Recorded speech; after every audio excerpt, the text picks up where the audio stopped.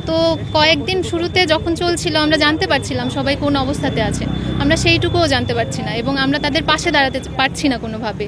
আমরা তাদের পাশে দাঁড়াতে চাই, আমরা চাই আমাদের পরিবার কেমন আছে সেটা জানতে, আমাদের ভাই বোন বেঁচে আছে কিনা সেটা জানতে চাই আমরা অন্তত। কোটা সংস্কারের দাবিতে উত্তাল বাংলাদেশ। বিভিন্ন অংশ থেকে একাধিক দুঃসংবাদ ভেসে আসছে বিশ্বের কাছে।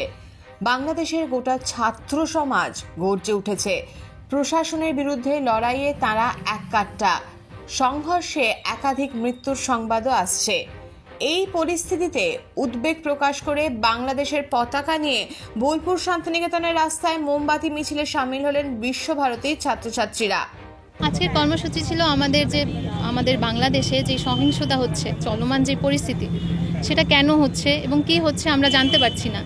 গত কয়েকদিন শুরুতে যখন চলছিল আমরা জানতে পারছিলাম সবাই কোন অবস্থাতে আছে, আমরা সেইটুকুও জানতে পারছি না এবং আমরা তাদের পাশে দাঁড়াতে পারছি না কোনোভাবে।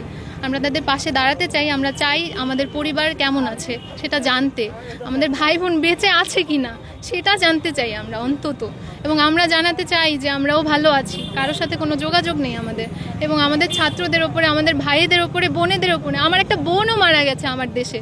আমি চাই ওদের ওপরে যেগুলো হচ্ছে, যে নৃশংস হত্যাকাণ্ড হচ্ছে, এই হত্যাযজ্ঞ বন্ধ হোক, বাঁচুক আমার ভাই বোনেরা, প্রফুল্লতার সঙ্গে বাঁচুক, পড়াশোনা করুক, নিজেদের জীবনের স্বপ্ন পূরণ করুক। ভারতকে কি পাশে চাইছেন? অবশ্যই, আমাদের বন্ধু দেশ, আমরা এখানে পড়তে এসেছি, এতগুলো স্টুডেন্ট, অবশ্যই তারা আমাদের পাশে ছিল বলেই আমরা পড়তে আসতে পেরেছি এবং আমরা চাই পরবর্তীতে তারা আমাদের পাশে থাকবে, আমরা আশা করি সেটা, আমাদের তারা না নিরাশ করুক। আমার নাম সঞ্জিতা শারমিন প্রমি। কারো মৃত্যু কখনোই কাম্য নয়, তো এখন যে অবস্থা আমরা চাই যে তার দ্রুতই তার সমাধান।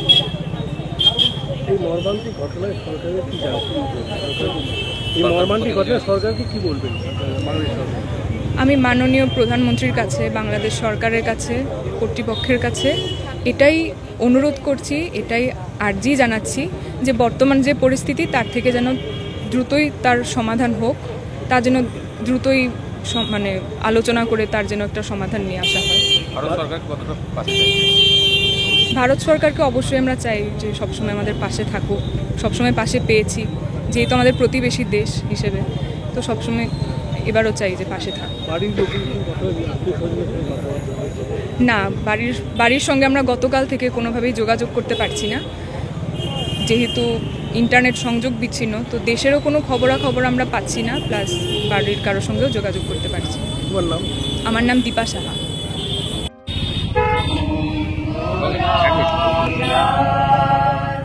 এই সময় ডিজিটাল।